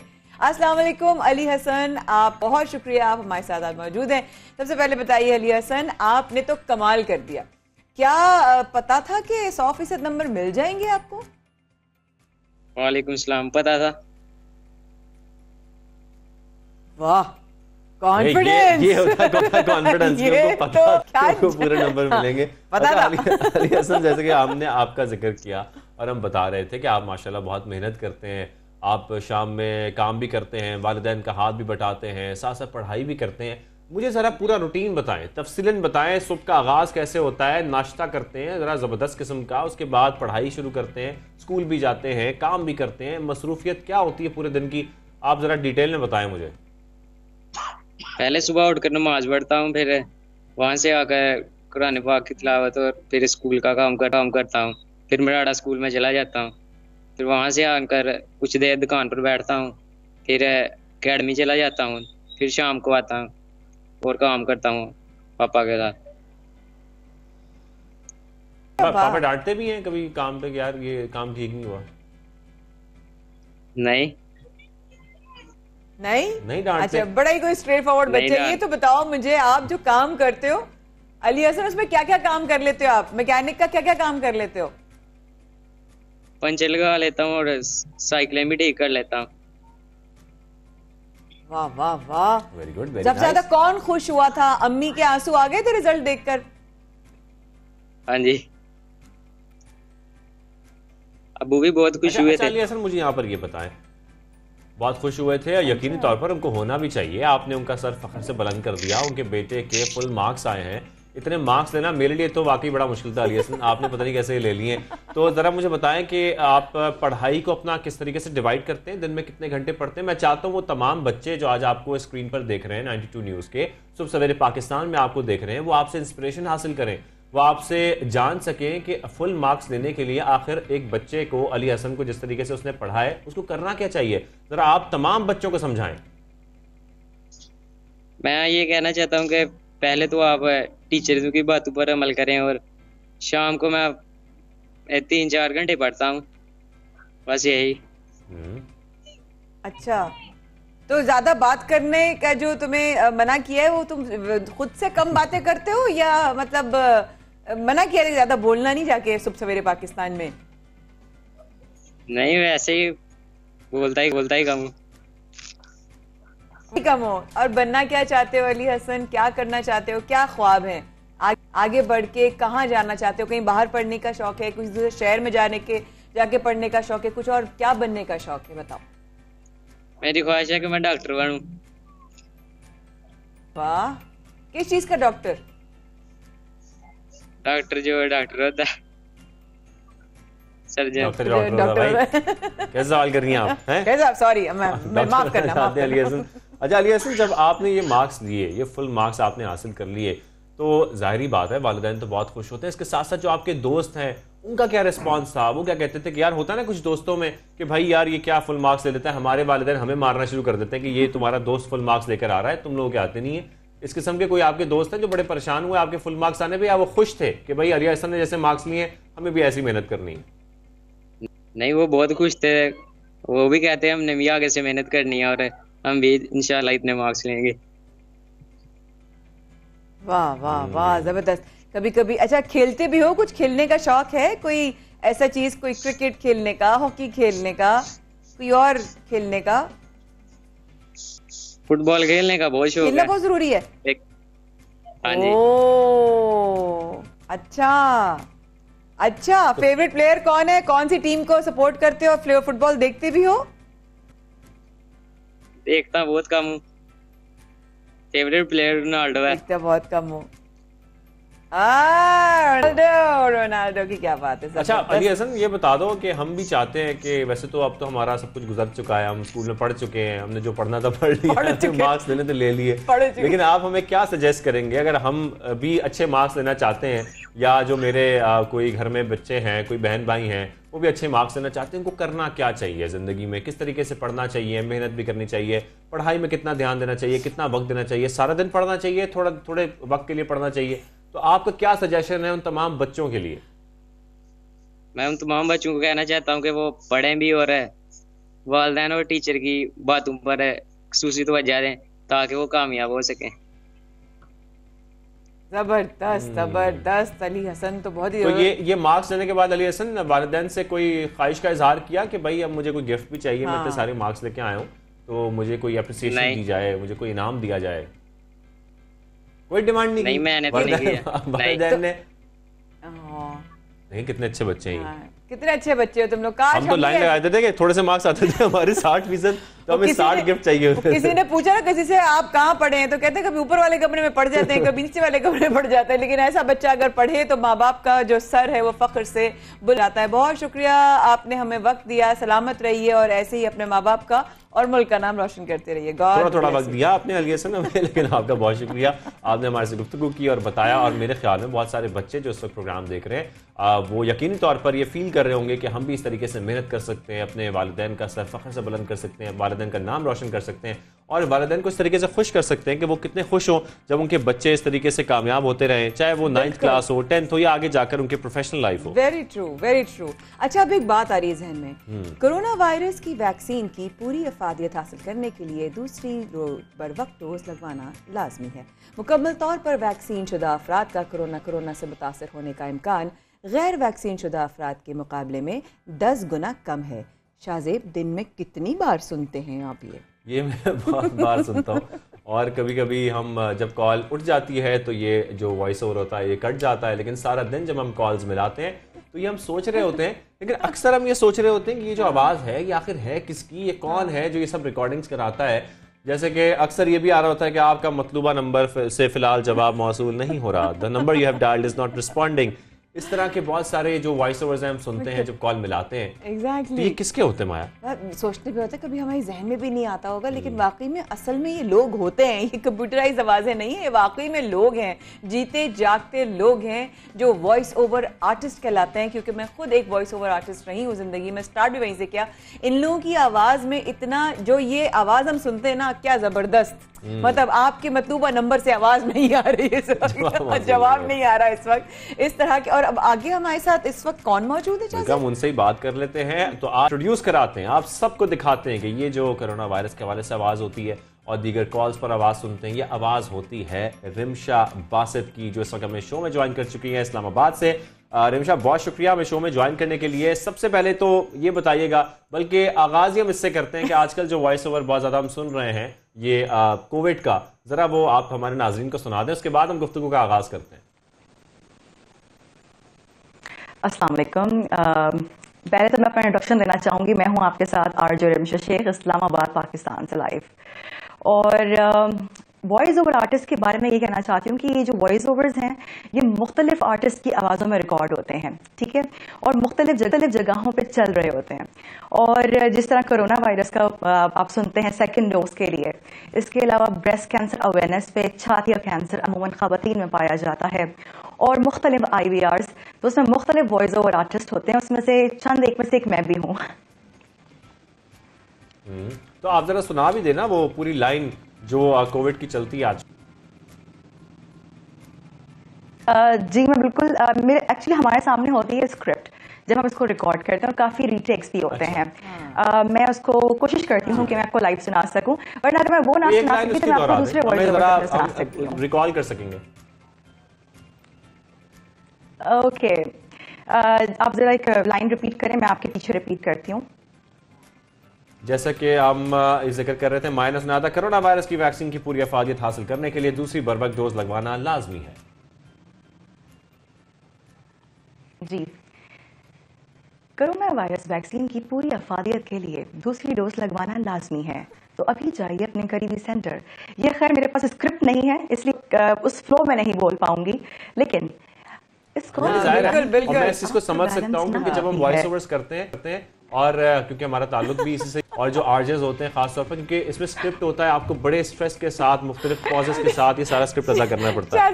जो अगला जुमला बोला ना वो तुम पे इतना फिट हो रहा है।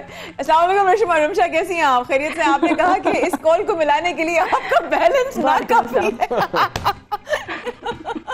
ये शाज़ेब के लिए आपने इतना अच्छा जुमला क्या, मुझे तो पता ही नहीं था आप इतनी जबरदस्त सेंस ऑफ ह्यूमर भी रखती हैं। अच्छा, वो आवाज भी आपकी होती है जनाब? मुख्तलिफ जगहों पे होती है, और आप रोजमर्रा सुनते भी रहते हैं।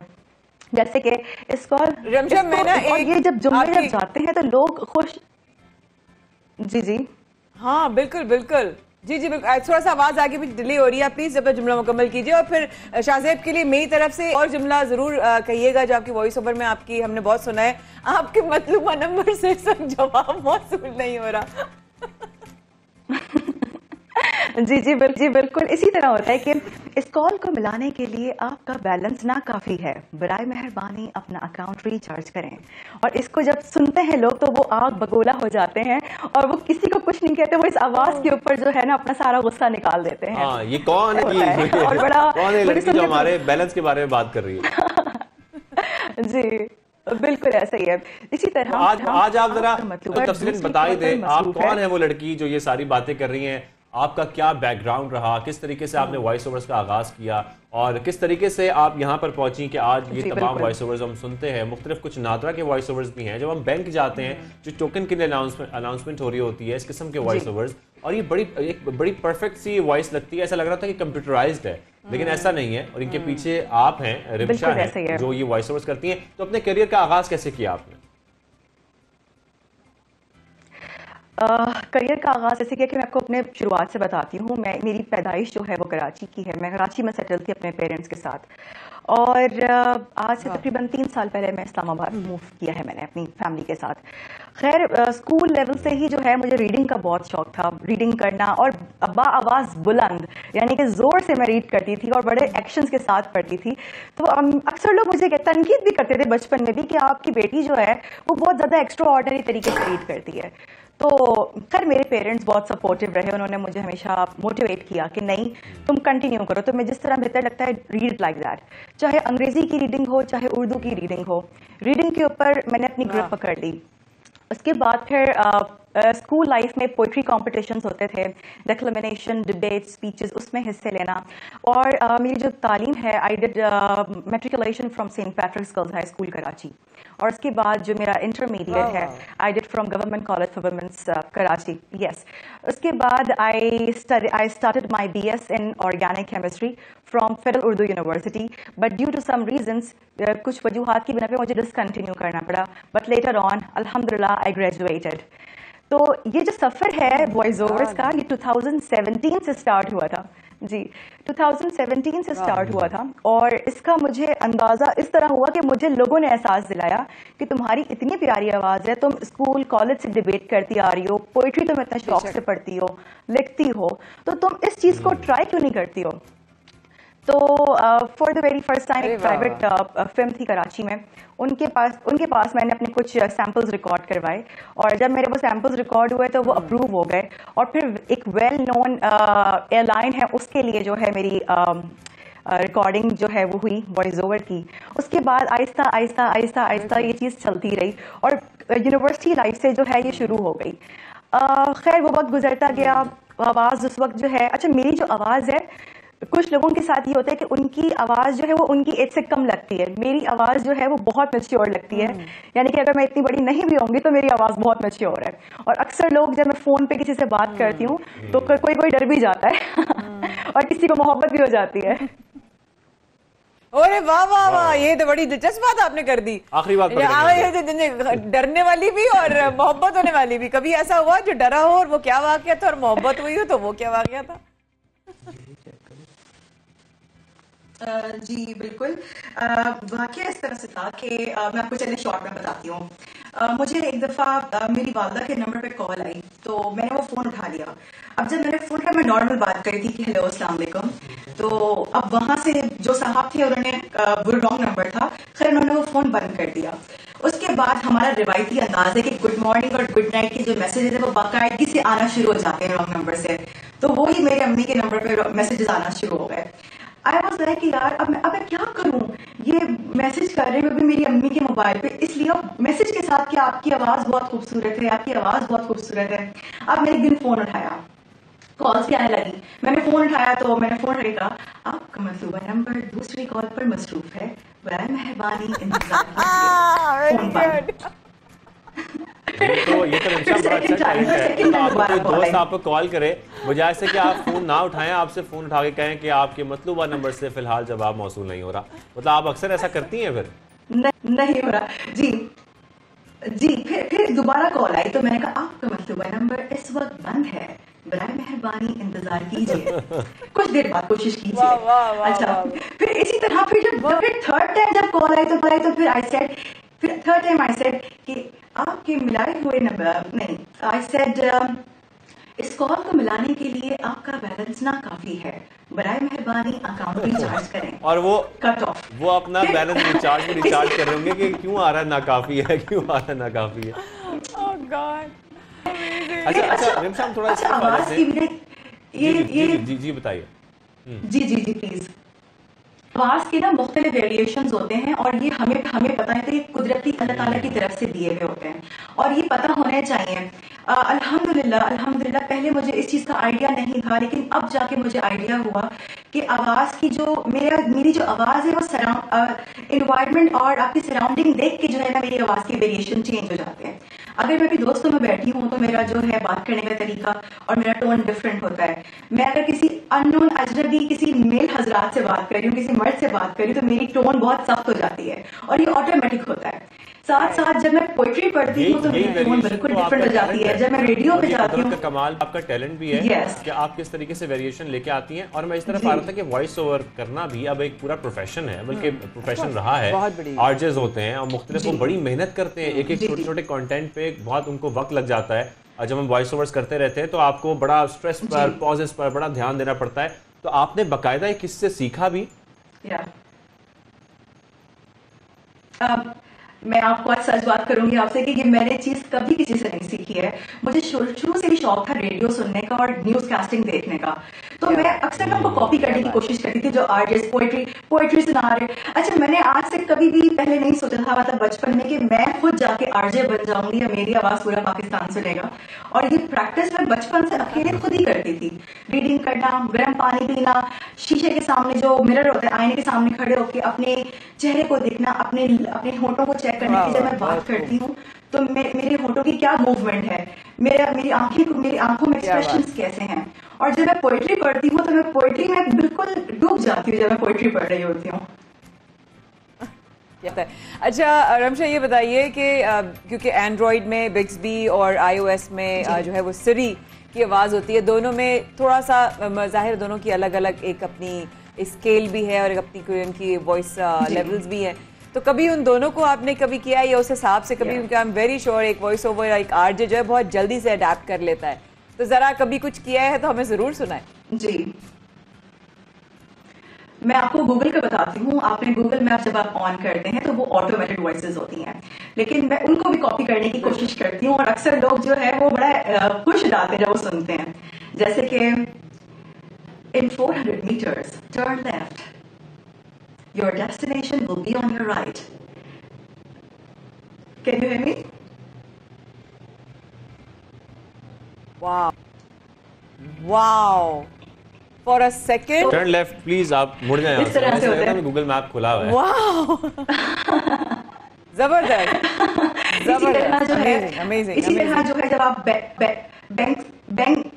बैंक्स की लाइन में चले जाएं आप, या मुख्तलिफ जगहों पे जहाँ टिकट इशू होता है और आप अपने टिकट का वेट कर रहे होते हैं कि कब हमारा टिकट नंबर आएगा, तो भी उस जगह पे भी कुछ बैंकों में कुछ जगहों पे मेरी आवाज भी चल रही है, जैसे कि ticket number 25, please proceed to counter number 4। बिल्कुल जबरदस्त। रमशा, बस जल्दी से बताएं आगे के क्या प्लान्स हैं, क्या ख्वाब देखती हैं, क्या लगता है कि आगे आपकी जिंदगी में आपके और कौन से गोल्स आपको अचीव करने? जी, आगे के गोल्स इंशाल्लाह जो है, मेरा एक ख्वाब है जो अल्लाह ताला इंशाल्लाह करे तो पूरा हो जाए। मैं पाकिस्तान परेड जो होती है उसे एक दफा कंडक्ट करना चाहती हूँ, चाहे उर्दू में कर दूँ चाहे इंग्लिश में। और यहाँ पे जो मुझे पाकिस्तान सब देख रहा है तो मैं उन्हें एक बात और बताना चाहती हूँ कि ये जो सब आपके सामने मैं आज मौजूद हूँ, मेरी लाइफ में ब्रेक आ गया था 1.5 साल का, क्योंकि मेरी वालिदा बीमार हो गई थी। She is a cancer survivor. उन्हें ब्रेस्ट कैंसर डायग्नोज हुआ था और बहुत डेडली था, वो मिलिग्नेंस था, फैलने वाला। तो उनका वो जो है वो कैंसर फौरी तौर पर पकड़ के उसको डायग्नोज किया। उसके बाद उनका ऑपरेशन हुआ यहीं इस्लामाबाद से, फिर कीमो हुई। इस दौरान तकरीबन 1 से 1.5 साल का ये अरसा था जो मैं बिल्कुल इंट्रोवर्ट हो गई थी और बिल्कुल मैंने अपने आप को सेल्फ सेंटर्ड कर लिया था। लेकिन कहते हैं ना कि अल्लाह ताला जब आपको देने पे आता है तो वो कहाँ से देता है आप सोच भी नहीं सकते। देन आई ज्वाइन रेडियो इन अप्रैल, और वहां पे जब मैंने रेडियो ज्वाइन किया तो फिर अब मैं रेडियो की होके रह गई हूँ। साथ साथ मेरे वॉइस ओवर्स भी दोबारा मैंने कंटिन्यू कर दिए। तो आपके वालिदैन की जब आपके साथ दुआ होती है, आपको अंदाजा नहीं होता कि आपके पेरेंट्स की दुआ आपको कब और कहाँ लग रही है। आज अगर मैं आपके सामने हूँ या अगर मुझे अल्लाह ताला ने ये गॉड गिफ्टेड टैलेंट दिया है तो इसके पीछे सिर्फ और सिर्फ मेरे वालिदैन की दुआ है, जो जिनका बदला मैं कभी भी नहीं उतार सकती अपने पेरेंट्स का। मेरे कुछ ऐसे लोग हैं, मेरे बहुत करीबी, मेरे अपने फैमिली मेंबर्स, मेरे नेबर्स, जिन्होंने मुझे हमेशा सपोर्ट किया, जिनमें मेरे अपने खानदान के मेरे लोग हैं, मेरी फुप्पो हैं, मेरी चाचियां हैं, दे ऑलवेज मोटिवेटेड मी। मेरे अपने नेबर्स जिनमें मैं नाम लेना चाहूंगी सीमा बाजी का, गजाली अंकल, मेरे नेबर्स, इन्होंने मुझे इतना सपोर्ट किया।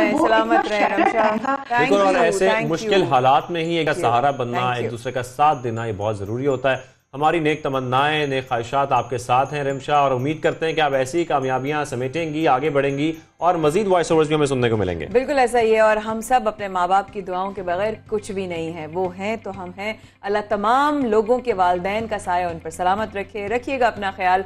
कल फिर होंगे आपकी खिदमत में हाजिर शाहजेब माया खान। सुबह सवेरे पाकिस्तान में आप सिर्फ कल तक के लिए इजाजत। अल्लाह हाफिज।